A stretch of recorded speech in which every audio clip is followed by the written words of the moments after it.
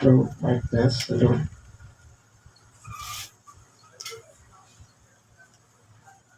Okay, magandang hapon muli sa inyong lahat. Patuloy ko kayong binabati sa biyaya at pagpapala at kapayapaan na nagmumula sa ating Panginoong Kristo. Sapagkat sa magulong mundong ito, kailangan lang natin talaga ang kapayapaan. At ang kapayapaan na yan ay wala sa katahimikan na ginagawa ng tao. Kundi ito ay sa presensya ng Panginoon, sa pakikipag-isa sa Kanya, sa fellowshipping, sapagkat doon nawawala yung wrath ng galit ng Diyos Ama sa lahat ng makasalanan. Sapagkat ang taong wala sa Panginoon, wala siyang forgiveness, wala siyang mercy, wala siyang grace, ang nananatili lang sa Kanya ay ang puot ng Diyos. So unawain natin yan, ano? Kaya lagi kong sinasambit yung Romans chapter 8, verse 1, paborito nating verse yan. There is now no condemnation to them that are in Christ Jesus. So wala na sa katulan ang sinumang nakipag-isa sa Panginoon sa Kristo. So unawain natin yung yan. There is therefore now no condemnation to those who are in Christ Jesus. Ngayon, ang ating pag-aaralan ay hinihingi ko ang pandinig ninyo at ang inyong pagbubulay-bulay, no? Na pag-aralan yung mabuti sapagkat hindi ito basta-basta nakikita o naunawaan, pero sinasabi po ito ng Biblia. Nasa Efeso, lagi natin kino-quote ito, no? Efeso chapter 2. Ilan sa mga favorite verse natin sa pagtuturo ng kalagayan ng tao. Ang nakalagay po dyan ay sa verse 1, and you were dead. So tingnan nyo kagad, no? Patay kagad tayo. And you were dead in trespasses and sins, in which you once walked, following the course of this world, following the prince and power of the air, the spirit that is now at work in the sons of disobedience. Sa verse 3, among whom we all once lived in passion of our flesh, carrying out the desires of the body and mind, and were by nature children of wrath. Nakita niyo? Yung paliwanag natin kanina. Sa kalikasan ay mga anak sa kapuotan. By nature, children of wrath, like the rest of mankind. Katulad daw ng iba pang mga tao. No? So yan po yung ating pag-aaralan. Ang specific title natin ay The Spirit that is now working in the children of disobedience. So medyo malalim-lalim ito. I hope na maunawaan natin ang mga bagay na yan. No? So, bagamat ito ay napag-aralan na natin minsan, nabanggit ko na ito, na karaniwan, kapag tayo ay nag-uusap, no, at pinapaliwanag ng mga preacher, yung tungkol sa composition daw ng tao, that man is a tripartite being, sabi nila. Composed daw ng tatlo, no? Yung kanyang flesh, yung kanyang soul, at yung kanyang spirit. So malinaw, yung flesh ay galing sa soil o sa lupa, na kapag tayo ay namatay, katulad yung sinasabi sa Ecclesiastes ata yun, no? Ikaw ay kinuha sa alabok at sa kalabok ka rin babalik. So malinaw yon, babalik tayo roon. So, anong matitira? Yung soul. Yung soul ay eternal, wala siyang kamatayan. At paano natin malalaman to? May sample sa Bible, yung mayaman at saka si Lazaro. So, pinakita yung buhay ng mayaman doon, halos hindi niya na mabigyan ng pagkain si Lazaro. Pero, on the course ng istorya, both of them ay namatay. Di ba?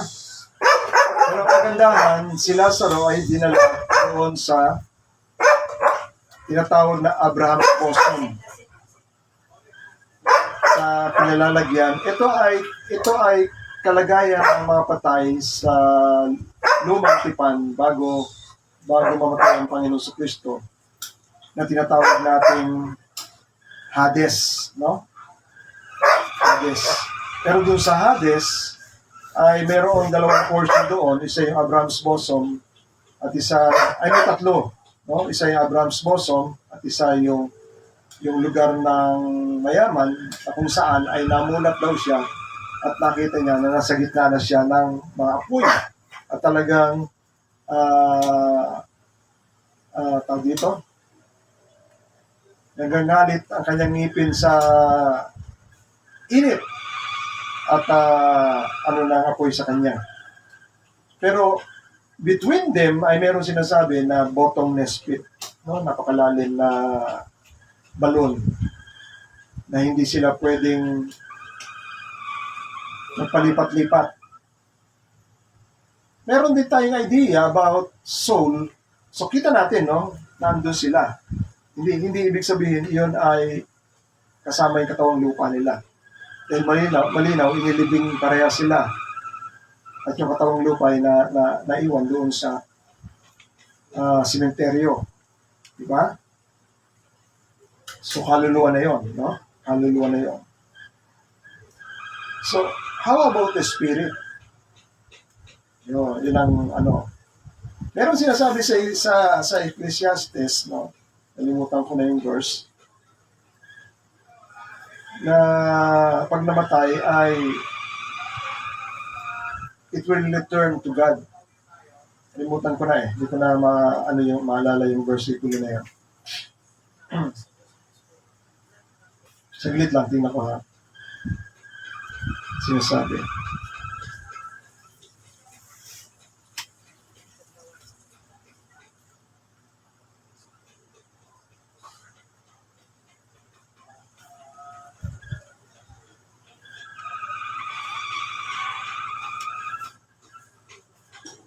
Yan.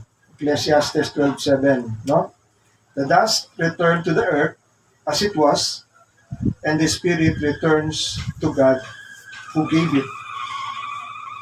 Yan.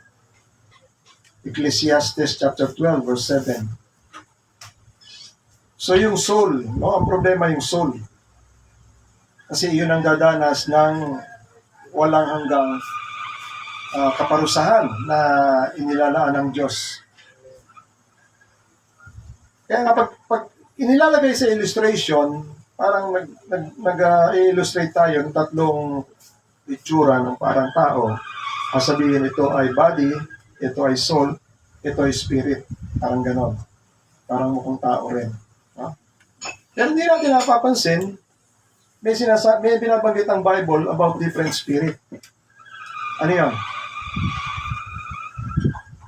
Yung sinabi ng Panginoon sa John chapter 6, verse 63. My words are spirit. Di ba? Kita niya? Ayan. The flesh count for nothing. It is the spirit who gives life. Ang spirito raw ang nagbibigay buhay. The flesh counts for nothing, or the flesh is no help at all.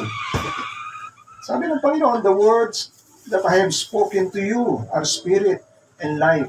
The words. Salita. May binibigay ko sa inyo ay espiritu at buhay. So, yan ang amazing, no? So, sa lumang tipan, patuloy ibinabalik ang Israel sa pagsunod sa kautusan at binanggit ng kasulatan na yon na iyon ang buhay daw nila. At yung haba ng buhay. Tingnan natin sa Deuteronomy. Tingnan nyo, ha? Deuteronomy chapter 30. Sa last part. Tingnan nyo?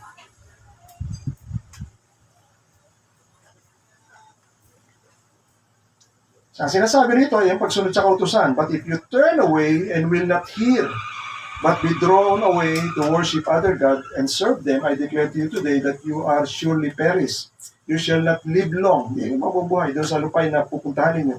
Hindi kayo mabubuhay na mahaba roon. Ha? I call heaven and earth to witness against you that I have set before you life and death, blessing and cursing.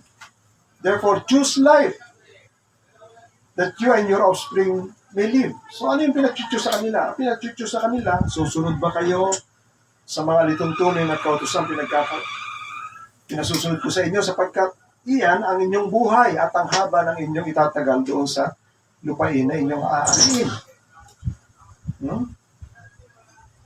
Saan nakalagay nito?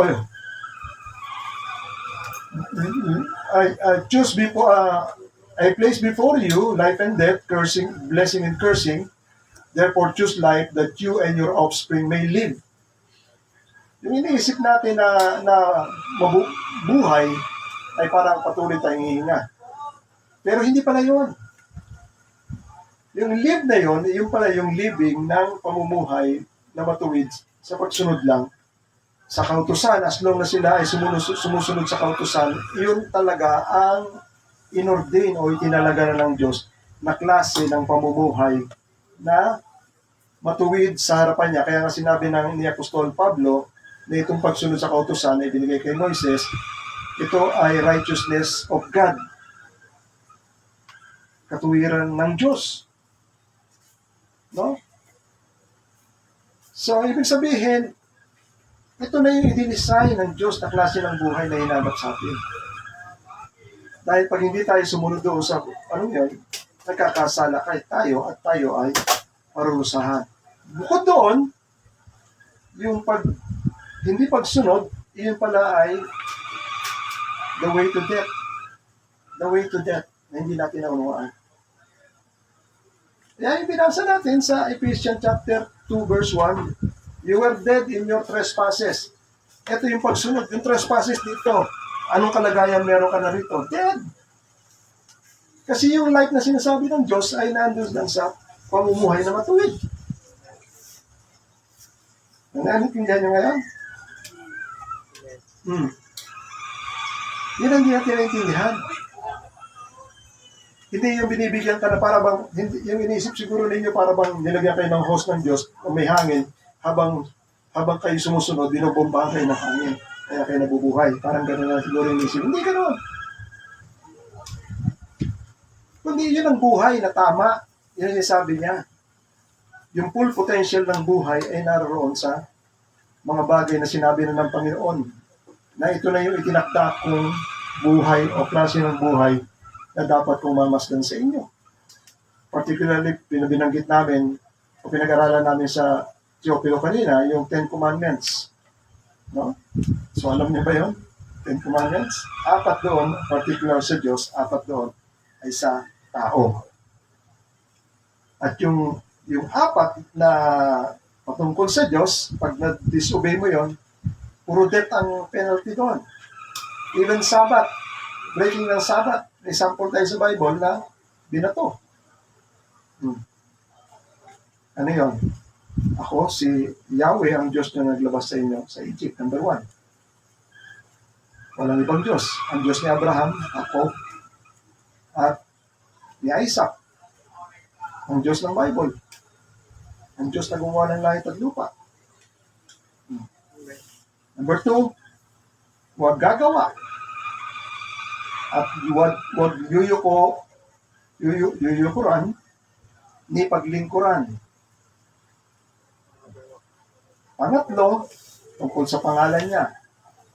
Huwag ilalagay, huwag babanggit ang pangalan niya sa walang kabuluhan. Number 4 ay, tandaan niyo yun, no? Number 4 ay Sabat. Galang o ipangili ng araw ng Sabat. At yung rest 6 to 10, tungkol na sa tao. Ang pangunahin dyan ay magulang, igalang ang inyong ama at ina upang lumawig ang inyong buhay.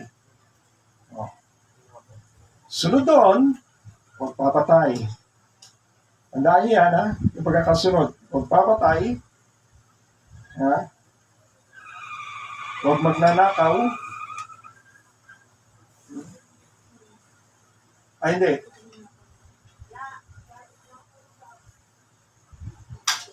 Huwag mangangalunya. Pagkatapos ng mother, huwag mangangalunya. Huwag papatay. Ha? At huwag magnanakaw. Thou shall not steal. Ang panglima, nanay, magulang. Huwag papatay. Huwag mangangalunya. Huwag magnanakaw.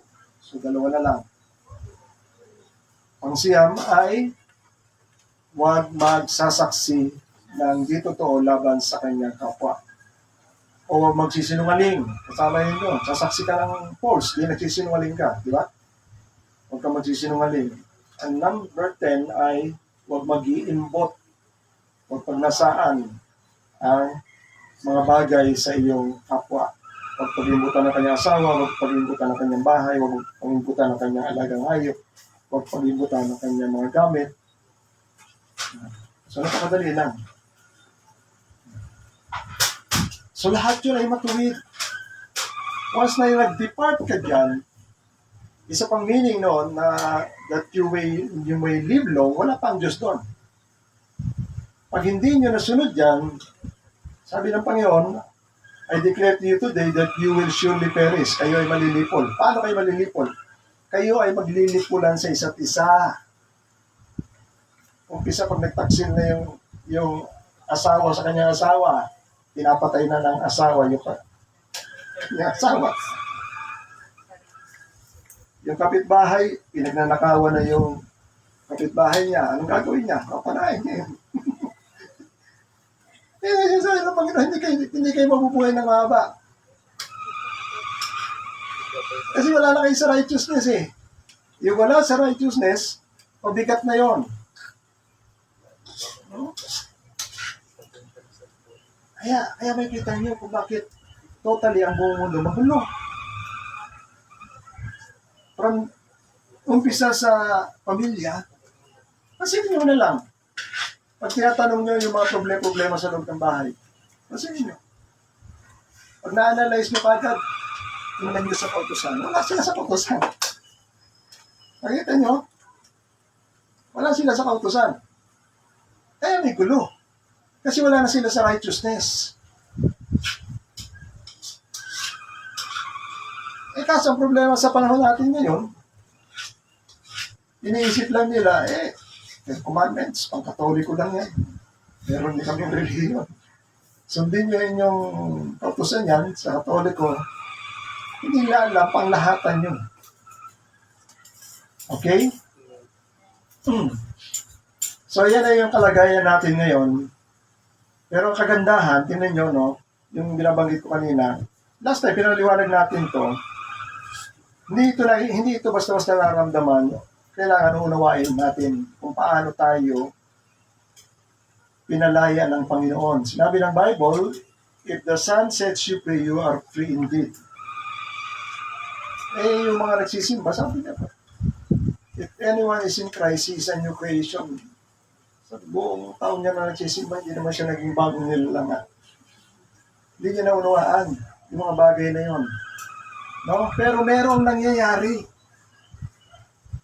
Isa na yung papaliwanag ni Apostol Pablo, ito, naunawaan natin to by the principle of law.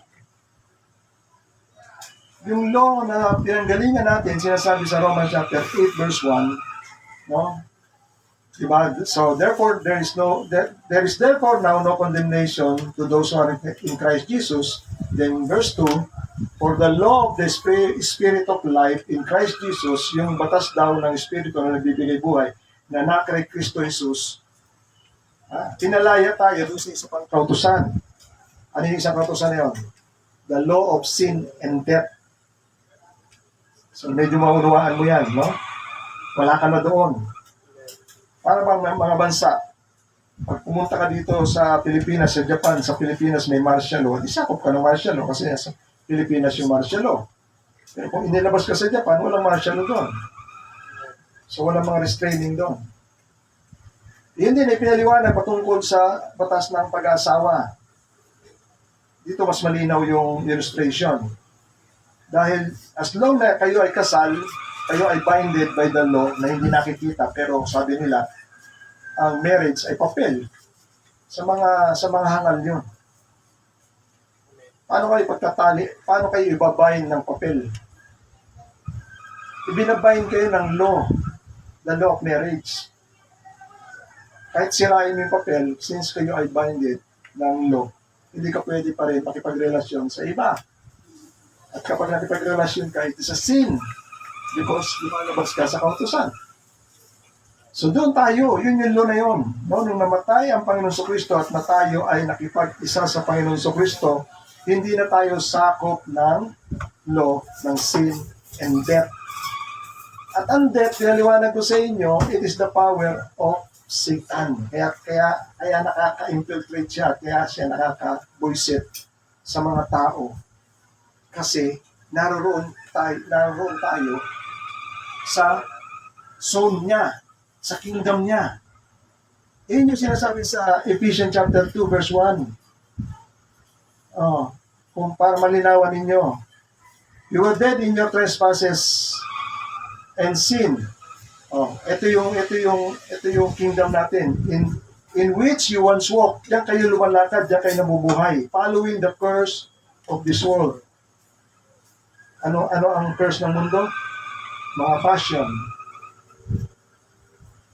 Una sa church namin, gustong ipasayaw yung spaghetti pa taas, spaghetti pa baba. Huwag yan, sister.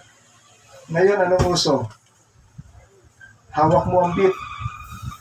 Nakita niyo? Nakita niyo ang passion ng mundo? Yan yon. Following the course of the world. And following the prince. Ito siya yung namumuno dito. The prince of the power of the air. At merong espiritu inside of it na hindi natin naunawaan. The spirit that is not at work in the sons of disobedience. So, makita yung salita. Ang espiritu na gumagawa sa mga tao, na ngayon ay gumagawa sa mga anak ng pagsuway. Mga anak o mga tao na wala sa Diyos. Mga tao na wala kay Kristo. Kita niyo? Ngayon, paano natin maintindihan yan? Paano maintindihan natin yung spirit?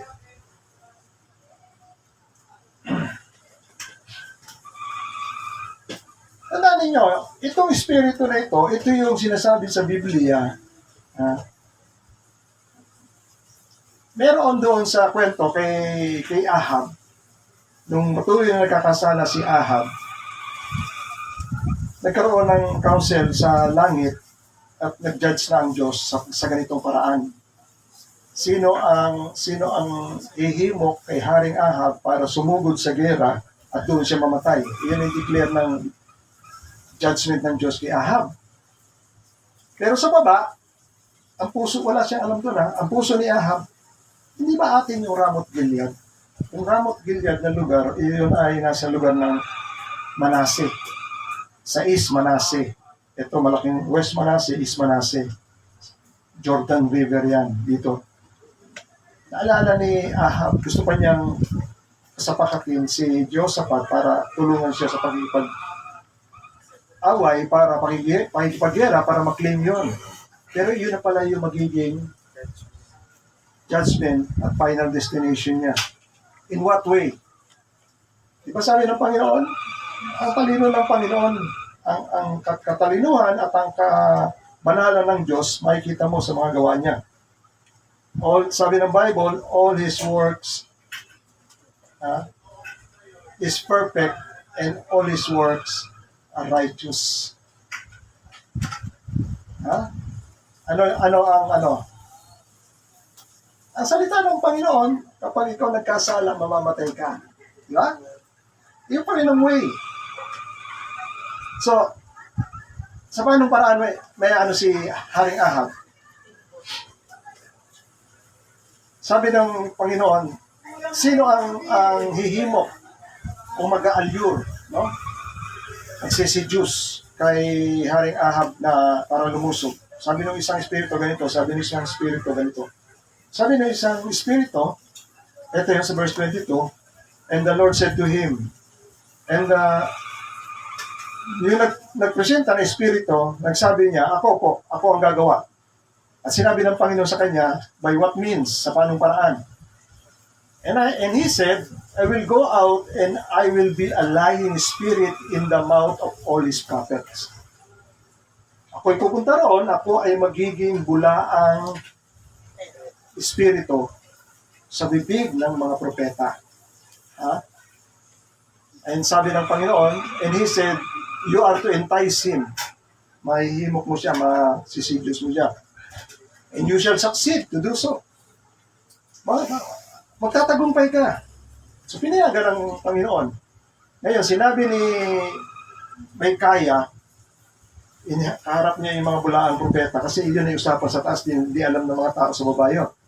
Sinabi ng nakita ni Micaiah yon sa langit. Pinakita ng Panginoon yon. Sinabi niya, kaya ngayon, now therefore, behold, masdan ninyo, ang Panginoon ay naglagay ng lying spirit sa bibig ng lahat ng inyong mga propeta na narito. 400 yun. So ano yun? So tanda nga, espiritu nagsalita doon. Sa babae, hindi natin makikita yung espiritu. Paano natin masisense na mayroon palang espiritu? Ito yung sinasabi ni ito yung sinasabi ni John the Beloved. Yan, sa 1 John. Paalala niya. Maraming hindi nakakaunawan ito. Sabi ni John the Beloved, Beloved, do not believe every spirit. Saan mo hanapin para paniwalaan yung espiritu? Hindi mo naman nakikita yung espiritu. At sabi niya, but test every spirit, whether it is from God or not. Tapos dinugtong niya, for many false prophets have gone into the world. So paano yun?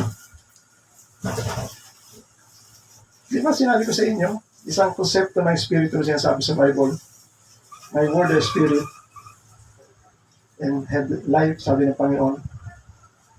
Yung isang espiritu, nandun din. Saan mo masisense yun? Saan mo makikita yun? O saan mo maalalaman yun? Sa bibig ng mga propeta. At ano sinasabi ng mga propeta doon sa panahon ni Haring Ahab? Lumusob ka, mahal na hari. Magtatagumpay ka. Ibinigay na sa kamay mo. Ibinigay na ng Diyos sa kamay mo. Lumusob ka. Yung isa naman, si Zedekiah, gumawa pa ng props. No? Sa pamamagitan ng ganitong pumatok ata yun, no? Kukuyudin mo ang mga kaaway mo at mananalo ka. Yan pa siya, may props pa siya. Tingnan natin, basahin natin sa last chapter ng 1 King, chapter 22. Ayan,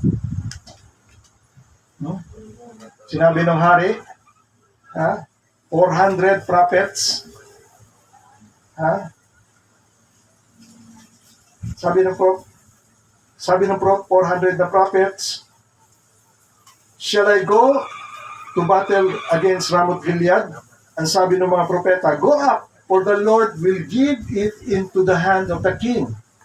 Ang sabi ni Jehoshaphat, wala bang ibang propeta ng Diyos na may inquire tayo rito? Meron pang isa, si Micaiah. At sabi ng hari, hindi naman ito nagsasalita ng mabuti sa akin. Tapos yung the rest na eksena, nagali si Zedekiah, no? Si Zedekiah, sabi ni Zedekiah rito, and Zedekiah, son of Kenaana, made for himself a horn pala yun, of iron, and said, thus said the Lord, ito rin sinabi sa kanya ng Panginoon, no? With this, yung horn, kung magitan itong horn, you shall push the Syrian until they are destroyed. Parang gawain nga talaga ng tunay na propeta. No? May mga gesture. Pero tandaan ninyo, the idea behind dun sa mga sinasabi ng propeta or the spirit behind dun sa mga kaalaman na yon, hindi galing dun sa propeta yon. Saan galing yan? Doon, sa lying spirit. Magkakaiba sila na sinasabi, guguyurin yung sa pamagitan to. Sabi naman ng iba, hindi. Sumugod ka lang, ibinigay sa kamay mo na ng Panginoon ang mga kaaway mo. Pero lahat yung lie. At nagmula yun doon sa isang lying spirit na nandun sa taas. Ngayon ang tanong ko ngayon, yung mga 400 na mga bulaang propeta na possess, yung lying spirit, not necessarily. Words lang nakuha nila, idea lang nakuha nila, at pinagpasapasahan na yung idea na yun. Kita yun? Oh.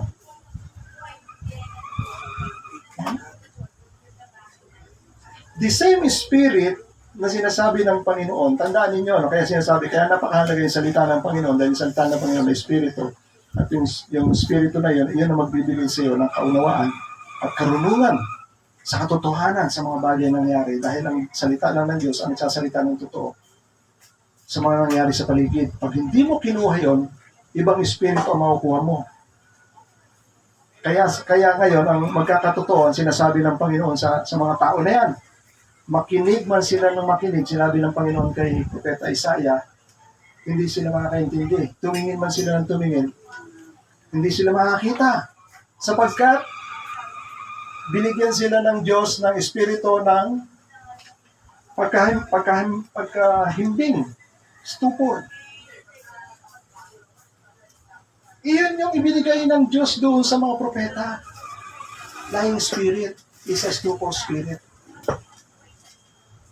Ganyan. So, ano nyo? Eyes that would not see, ears that would not hear, down to this very day. Ano ba bigyan ko kayo ng sample? Kasi isa di nyo naintindihan ko eh. Nagtuturo ako ng integral. Sabi ko, ito ang paraan ng pag-solve nito, integral, ganito. Ayaw mong tanggapin. Ayaw mong pag-aralan, ayaw mong siksik sa ulo mo. So, mag-solve ka ng sarili mo. Because there is no other way na maintindihan mo integral except sundin mo itong ibinibigay na formula ng way na pag-solve. The same thing sa Word of God. Pag hindi mo tinanggap yung Word of God, paano mo maintindihan? At iba ang magdidikta sa iyo. Katulad ng ginagawa ng mga propeta, hindi, mananalo ka. Hindi naman yung totoo eh.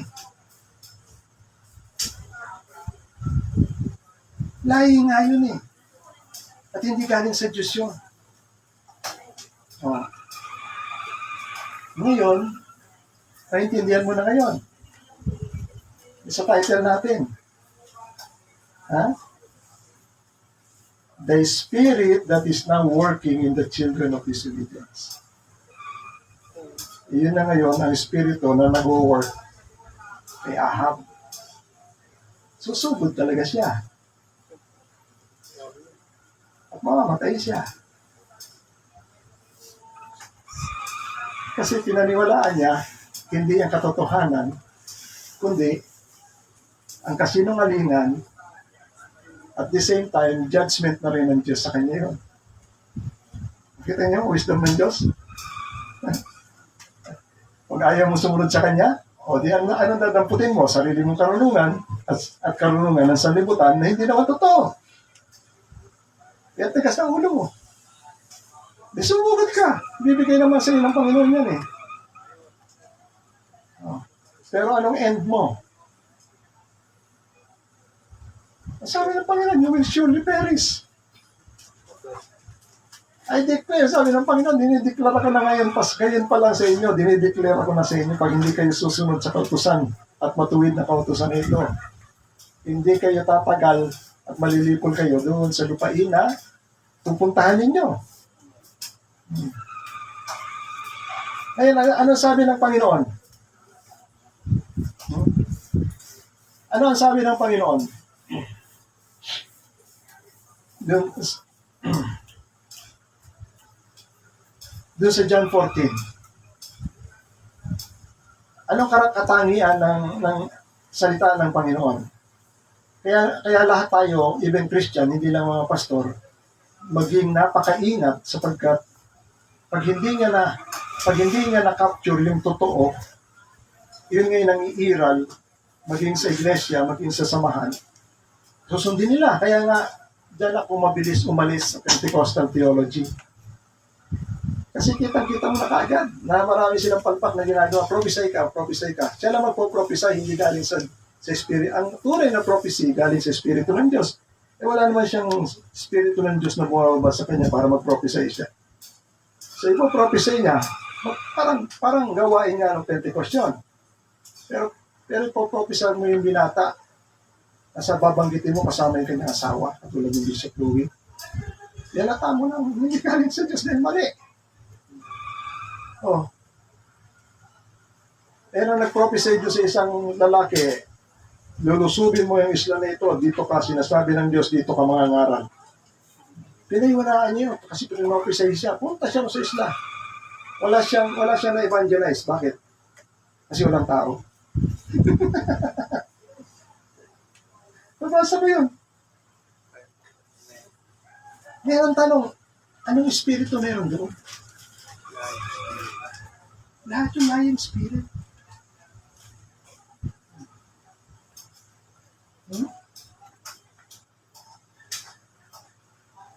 Tignan niyo si Judas, hindi siya na-convert. Bagamat pinili siya ng Panginoon, sabi ng Panginoon, did not I choose you 12, sabi ng Panginoon. So doon pala makikita ninyo yung sinasabi na namimili ang Diyos ng maliligtas, pero ang totoo, hindi. Tama yung sinasabi ng Biblia sa 1 Timothy chapter 2:4 na lahat ng tao gusto ng Diyos na maligtas at makahantong sa pag-unawa ng katotohanan. Even ito si Judas Iscariot na talagang iprenopisay na siyang magtataas ng hill at sisipa sa likod. Isang kaibigan na sisipa sa likod ng Panginoon. Nakapropisay yan. Bagamat walang pangalan, pero si Judas ang gagawa noon. At yun ang illustration ng prophecy ng betrayal. Pagtataksil. Oh. So ano ibig ko sabihin lang? Sa buong ministry ng Panginoon, isinama siya. Pero may dalawang katotohanan na gusto ng Diyos iparamdam, ipakita sa iyo. Pag hindi mo pa pinansin yung katotohanan na dalawa na yon, even in the Old Testament, wala nang gagawin ng Diyos sa iyo para hindi hatulan ka. Ano yon? Yung salita. Yung sinasabi ng Panginoon, yung paborito nating verse sa John chapter 15. Anong sabi ng Panginoon dyan? Kung hindi ako pumarito at nagsalita sa kanila, hindi dapat sila guilty sa kanilang kasalanan. Dangat nagsalita na ako ang Diyos na nagkatawang tao. Nagsalita na sa harapan nila, hindi pa rin sila naniwala. Wala na silang excuse. Kaya pagdating doon sa Judgment Day, sino rin makikita nila doon? Siya rin, si Jesus Christ.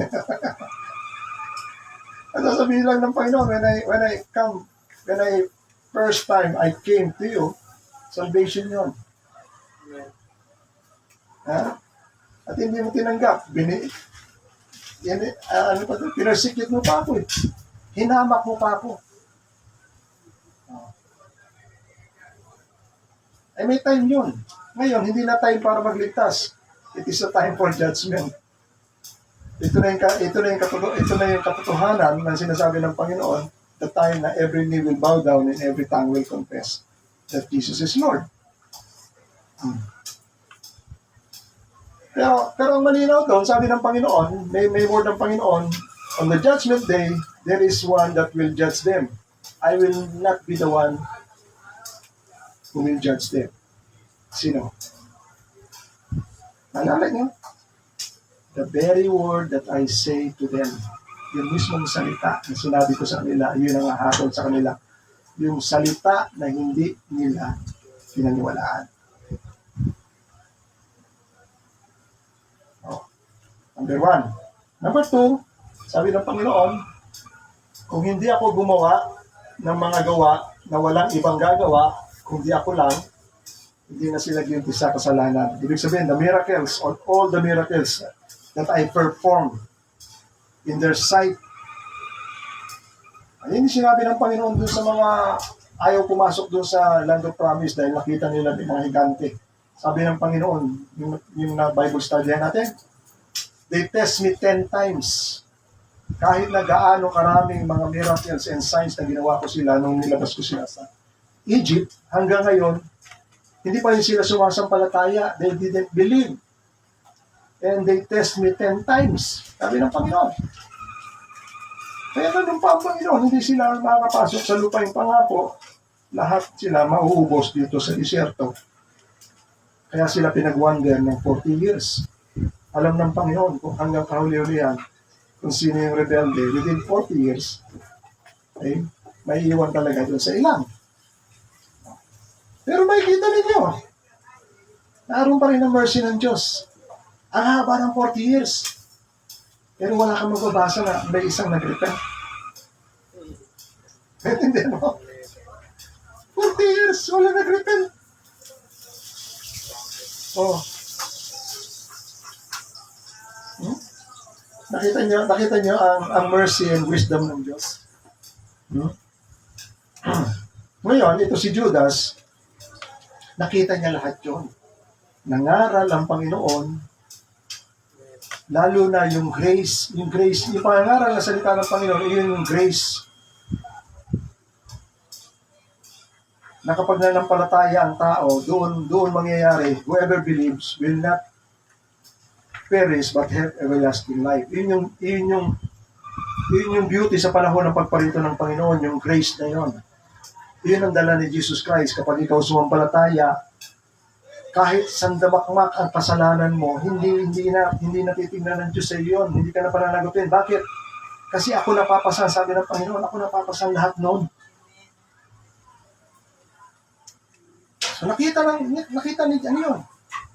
Ni Judas. Nung inutosan yung mga disciples para mag-evangelize sa Matthew 10 tsaka sa Luke chapter 10, sinend niya yung 12, sinend niya yung 72. Bumalik sila, nag-report sila. Bagamat hindi explicitly ikunento, pero ang kanilang report, tuwan-tuwa sila dahil sabi nila, even the evil spirit or the demon spirit, sumusunod sa amin. Sabi nila, so naranasan nila yung kapangyarihan na yun. Na magpalayas, magpagaling. Naranasan nila yon. Kasama si Judas to. Kasama siya sa 12. Pero hindi siya na-convert. Tapos ang mata niya nakasentro sa pera. Yung desire niya sa pera. Ha? At yung pagdi-desire niya sa pera, doon pumasok yung temptation. Ito yun. Para magkapera siya, anong paraan? Ibenta niya ang kanyang master. Isip niya yun. Hello? Isip niya yun. Ha? Pero ang tanong, kanino idea yun? Ha? Is Satan. Hindi natin nakikita kay Satan. Ayun o. Ayun o. During supper, when the devil had already put it into the heart of Judas Iscariot, sino naglagay ng idea? Si Satan. The devil. Ano yung idea na yan? To betray him. Pero ang nasa lang ni Judas, magkapera. At isang paraan na madali magkapera, ibenta ko yung aking master. Ilang pirasong pilak? Ha? 30. Alam niyo ba sa Bible kung anong price nun? Para sa anong price na yun?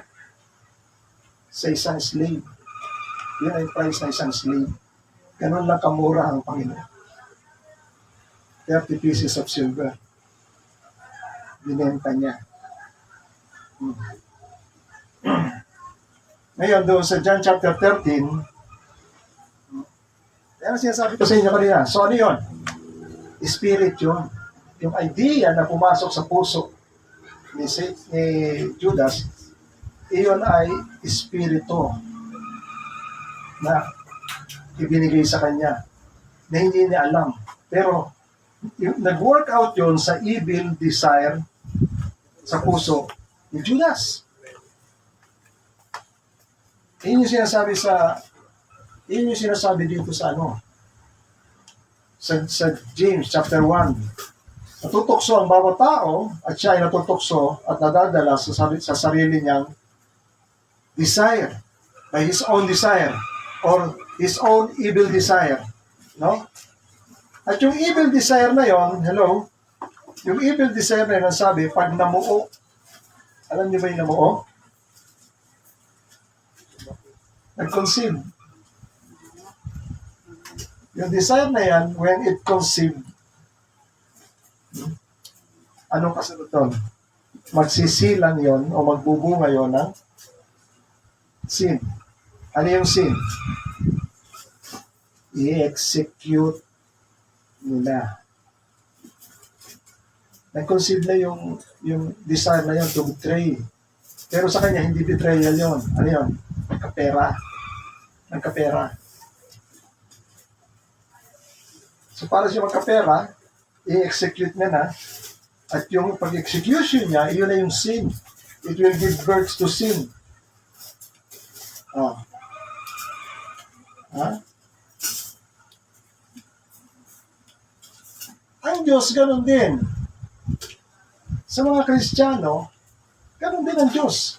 Sabi sa Philippians chapter 2 verse 13, no? For it is God who worketh in you to will and to act according to His good pleasure.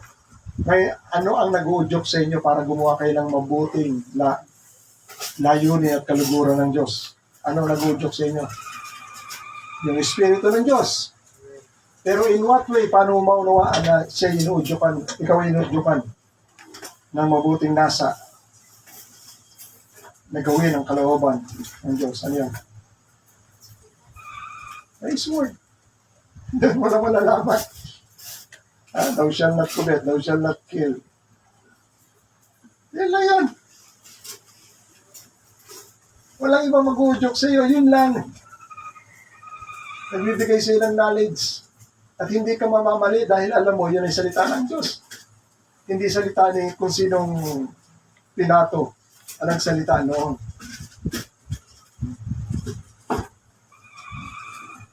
Kaya na marami sa atin, yun nga, binabaliwala natin yung desire na yun at tumulong sa kapwa, di ba? Makikita mo yung mga taong nangailangan talaga at maudyokan ka na parang nahabag ka at may kakayanan ka na tumulong. Minsan, hindi mo pinagbibigyan yun, pero alam mo na mayroong udyok sa'yo. Yun. May capacity ka para, pero yun ang nag-udyok dahil malinaw sa Bible, for it is God who work in you to will and to act according to His good pleasure. The same thing din sa kabila. Pero ang udyok ay nasa evil desire. Sabi niya, pag nagkamali lang itong amo ko, sana hula ito maglagay-lagay ng pera kung saan. At nagkatanong pa sa akin kung saan daw napunta yung pera niya. Talaga pupunin ko yan dahil hindi niya alam yung pera niya kung saan niya ilagay. Di ba? Alam mo si Matutina, at si, di ba? Yung mayamang si Delia Taytayan, mayaman niya kung saan lang daw nilalagay niya yung pera niya, naalala niya. Okay. Ganon.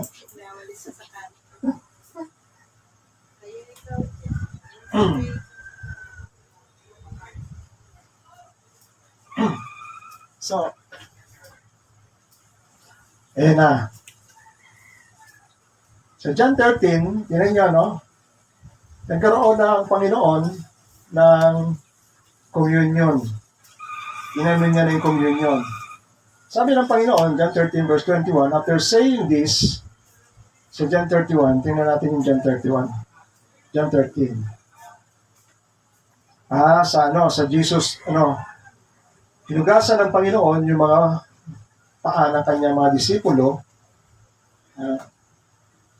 at sinasabi ng Panginoon, ako ay tinatawag ninyong Panginoon at tinatawag niyo rin na Master. Totoo yun, no? Pero nagbigay ako ng example sa inyo bilang Panginoon at Master, hinugasan sa nakakitang Master na naguhugas ng paa ng kanyang mga alagad. Pero nagbigay siya ng sample ng pagpapakumbaba, total na pagkukumbaba.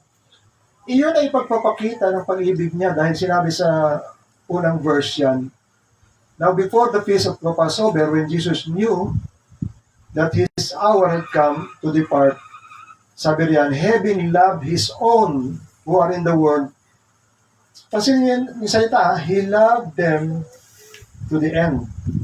Inibig niya sila hanggang sa dulo. Yung dulo na yon, iyon yung dulo ng paghuhugas niya at yung dulo ng kanyang paglilingkod sa krus para ibigay yung kanyang buhay. So, sinasabi niya lang na ulitin yung mga bagay na yun. So, sabi niya, masabi niya yon, after saying these things, Jesus was troubled in his spirit and testified, truly, truly, I say unto you, one of you will betray me. Dito na inilabas ng Panginoon yung mag-betray na isa sa kanila. Kaya nagtingin agad yung mga disciples, sino kaya yun? Ako kaya yun? Nagtanong sila, ako ba yun? Ako ba yun? Ganon.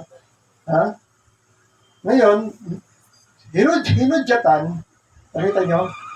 Hinudyatan ni Pedro, yung katabi yung lalaki na katabi sa Panginoon, walang iba kundi si John the Beloved. Parang sinasabi niya, tanungin mo ang Panginoon kung sino yun. So, tinanong niya, no? So, yung disciple na sininyasan ni Pedro, leaning back, nakasandal sa Panginoon, at tinanong, Lord, sino yun? At nagpaliwanag naman ng Panginoon. Jesus answered, sabi niya, it is He whom I will give this morsel of bread. Siya yun, magkakanulo sa akin, ibibigay ko itong kapirasong tinapay na lulublob ko sa alak, sabi niya, at iaabot ko sa kanya. So when he had dipped the morsel, he gave it to Judas, the son of Simon Iscariot. Ano yung gesture na yun? Ano yung gesture na yun? Iyan ay gesture ng pag-allow kay Satan. Kaya sinabi, pagkatapos nun, sabi ng Bible, then after he had taken the morsel, Satan entered into him. So yan yung possession. Kaya, aliwanag, Satan entered him. Pero yung espiritu na una na, yung idea, nakuha na niya. Ngayon, pag i-execute mo na, yan ang malalim dyan. Pag i-execute mo na yung evil idea na yun, papasok na siya roon. Kaya maunawaan mo na ngayon yung sinasabi ng Panginoon sa Genesis pa lang. Ang sabi ng Panginoon, galit na galit siya, hindi tinanggap yung kanyang offering. Galit na galit siya sa kapatid niya. Si Cain, sinabi ng Panginoon kay Cain, kung gagawa ka ng mabuti, hindi ba kita tatanggapin? Hindi ba sinabi yung hindi ba tatanggapin ko yung alay mo? Hindi ba ikaw ang tatanggapin ko? If you do well, will you not be accepted? Ikaw, hindi ba kita tatanggapin? Pero kung hindi ka gagawa, ang kasalanan, dito, pinapakita ng salita ng Panginoon, ini-impersonate yung kasalanan. Saan ka makakita? Nag-approach. Gumagapang sa pintuan. Sin is crouching at the door. Ngayon, yung kasalanan may desire. Sabi na ba yung it desire to have you. Gusto ka niya. Pero dapat mapagtagumpayan mo siya.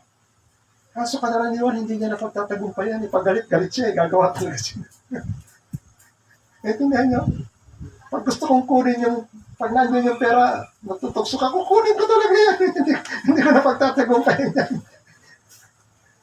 Nakita niyo? Kukunin ko talaga yan. Sa lahat ng temptation. Ngayon, ikaw, dito maliwanag, tinan nyo, no? Ang pumatay, si Cain. Si Cain ang pumatay. Pero hindi natin alam yan. Pinaliwanag ng Panginoon yan sa John chapter 8. Ha? Yan, 8:44, hindi si John. Sabi ng Panginoon, you are of your father the devil, and you will do what your fathers desire. Sino yung father na? Devil? Yung devil, he was the murderer from the beginning. Sino ang murderer from the beginning? Si Cain. Pero, inilagay ng Panginoon niya kay Satan. Kasi siya yung sin na gumagapang noon sa pintuan at gusto ni Satan na yung desire niya ay gawin ni Cain. Ganon din kay Judas. Ang desire ni Judas, pera. Ha? Pero betrayal yun.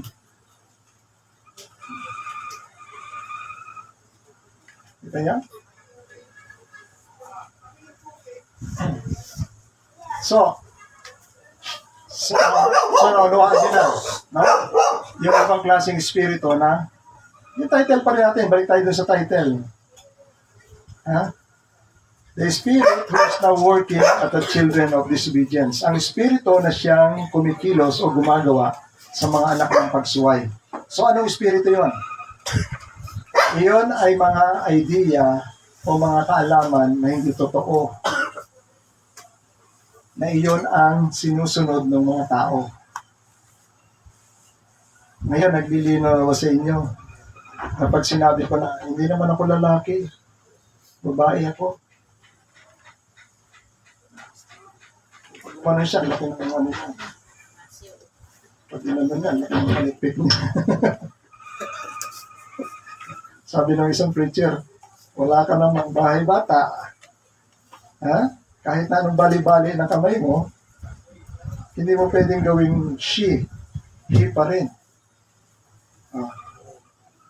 Ngayon, kaninong idea yon? Kaninong spirit yon? Na nag-work sa mga tao.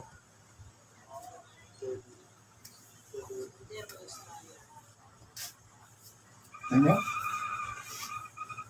The spirit that is now working in the children of disobedience, even sa loob ng church. Nangyayari yan. Pero tandaan ninyo, no, sa tunay na binago ng Panginoon, nililinaw ko na kanina sa inyo, na hindi ka na mapapakialaman ni Satan. Di ba? Wala ka na ron sa batas na sumasaklaw sa kanya. Naintindihan nyo? Nililinaw natin yon. Ikaw ay nasa batas na ng espiritu ng buhay na nakikristo. Ikaw ay nakikristo. Ang ino na umiikot sa iyo ay batas ng espiritu ng Diyos. At meron sinabi si Apostol Pablo dyan, si Apostol dyan, sa 1 John, na hindi ka niya magagalaw, no? The devil, sabi niya rito,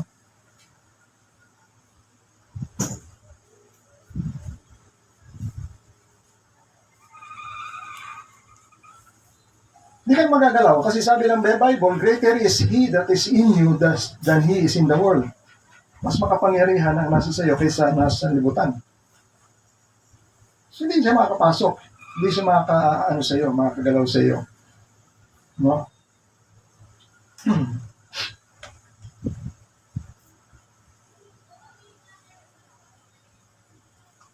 Ngayon, Even sinabi kanina, dito na tayo tatapos, even sa loob ng church.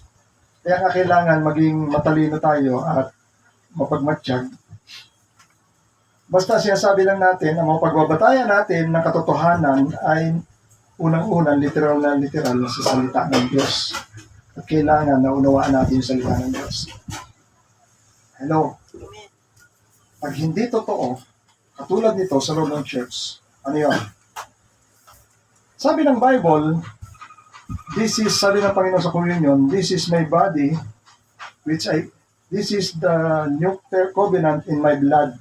Ito ang bagong tipan sa aking dugo na ibinibigay ko sa inyo. Ha?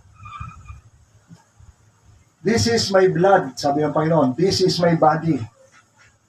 Sinabi ng Panginoon yun, di ba? Pero ang katawan niya naroon, siya nagpe-perform, di ba?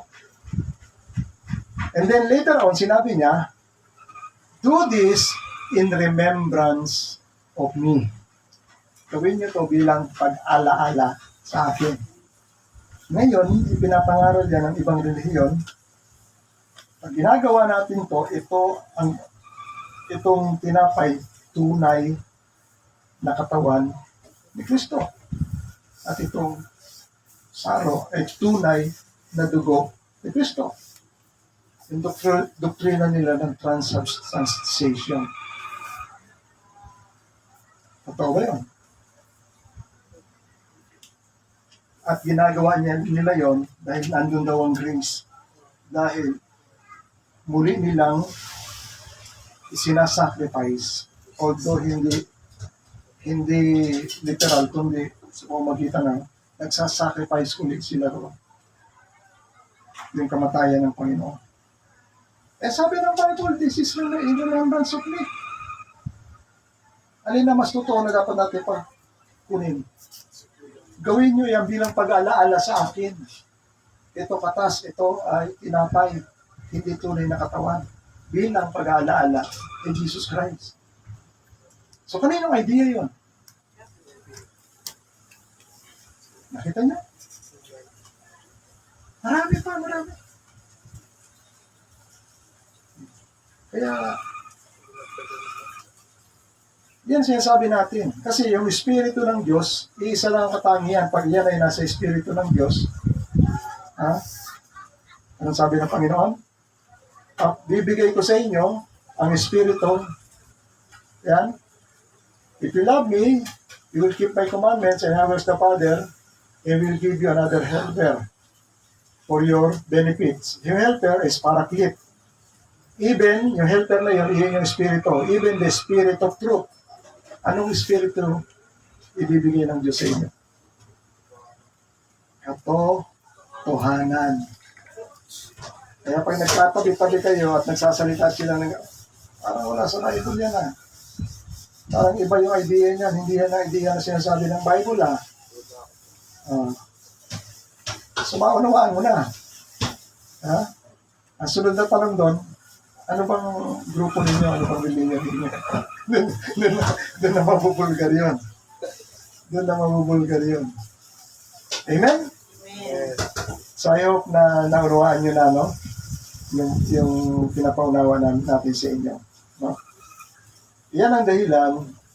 Kaya nga, ang sinasabi ng Panginoon, Colossians chapter 3, verse 16, pagyamanin ninyo ang puso ninyo at isipan ninyo, hayaan yung manahan ng mayaman ang salita ni Jesucristo. Let the word of Christ dwell in you richly, teaching, admonishing with one another, with all wisdom, singing psalms and hymns and spiritual song, with thankfulness in your heart. Pagyamanin ninyo ang puso ninyo ng lahat ng salita ng Panginoon para madistinguish ninyo kung ano ang Espiritong meron sa inyo, anong salita meron sa inyo. Kung hindi yan salita ng Panginoon, yan ay ibang salita at ibang Espiritu. Amen? Palakpakan natin ang Panginoon. Tayong lahat ay manalangin na maluluwating kamuli sa isang pag-aaral na kasiyasiya, Panginoon, sapagkat patuloy mong binubuksan ang aming puso't isipan sa maraming bagay na tingin namin, Panginoon, ay hiwaga. Pero dahil sinabi mo at ang salita mo naririyan, ay nabubulgar o nalalaman namin ang katotohanan sa mga bagay-bagay na yan. At salamat din sapagkat binibigyan mo kami, Panginoon, ng karunungan at kaunuan sa lahat ng bagay na yan. Purihin at takilain ka, Ama. In Jesus' name. Amen and amen.